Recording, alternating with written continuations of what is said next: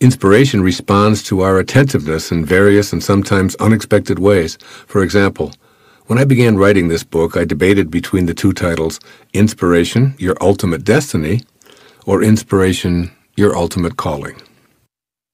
One day, while I was swimming in the ocean, I was going back and forth in my mind, trying out both titles.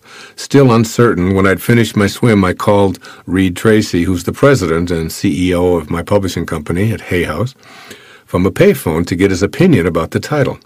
While I waited for him to answer, the word calling appeared on the miniature screen of the telephone. Nothing else, just calling. And then the word began to flash on and off as if it were trying to get my attention. When Reed answered, I told him what had just occurred, and we both agreed on Inspiration, Your Ultimate Calling, for the title of this book and this program. All of this may appear to be nothing more than a silly coincidence, but I know better. I think of the word inspiration as meaning being in spirit. When we're in spirit, we're inspired. And when we're inspired, it's because we're back in spirit, fully awake to spirit within us. Being inspired is an experience of joy. We feel completely connected to our source and totally on purpose. Our creative juices flow, and we bring exceptionally high energy to our daily life. We're not judging others or ourselves. We're uncritical and unbothered by behaviors or attitudes that, in uninspired moments, are frustrating. Our heart sings in appreciation for every breath, and we're tolerant, joyful, and loving. Being in spirit isn't necessarily restricted to the work we do or the activities of our daily life. We can be inspired and at the same time be unsure of what vocation to pursue or what activities we want to schedule. Inspiration is a simple recognition of spirit within ourselves. It's a return to that invisible, formless field from which all things emanate, a field of energy that I call intention in my previous book, The Power of Intention. My experience with being in spirit. When I'm in spirit, I have a feeling of contentment. But more than this, I experience joy. I'm able to receive the vibrational energies of my source, call them voices or messages or silent reminders, even invisible suggestions or what have you, but they're vibrations of energy that I'm able to align with as I get myself out of the way. Wolfgang Amadeus Mozart, one of the world's great geniuses, once remarked, quote, "When I am, as it were, completely myself, entirely alone and of good cheer, say, traveling in a carriage or walking after a good meal or during the night when I cannot sleep, it is on such occasions that my ideas flow best and most abundantly. Whence and how they come, I know not, nor can I foresee them." End of quote.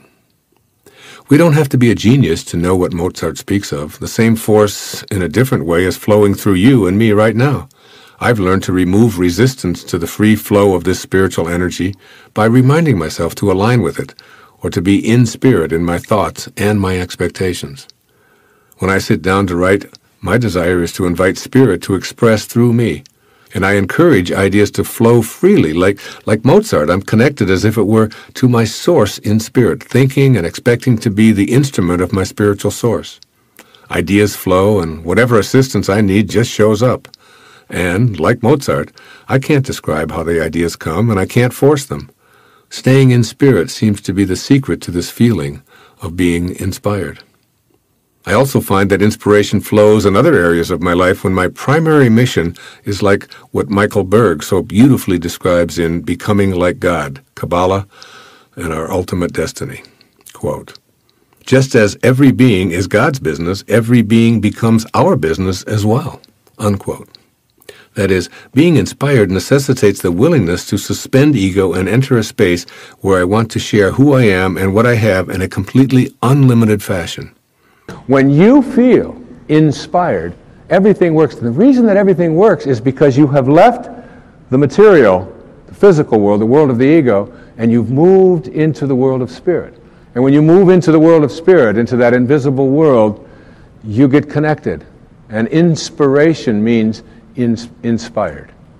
And Patanjali said, when you are inspired by some great purpose, some extraordinary project, all your thoughts break their bonds. Your mind transcends limitations. Your consciousness expands in every direction. And you find yourself in a new and great and wonderful world. Dormant forces, faculties, and talents come alive. And you discover yourself to be a greater person by far than you ever dreamed yourself to be. There's some very important wisdom in that. This idea of finding yourself inspired means that you allow these dormant forces, these things that are in every single one of us, to come alive. Consciousness begins to expand. Things begin to show up in your life. You begin to manage the coincidences of your life.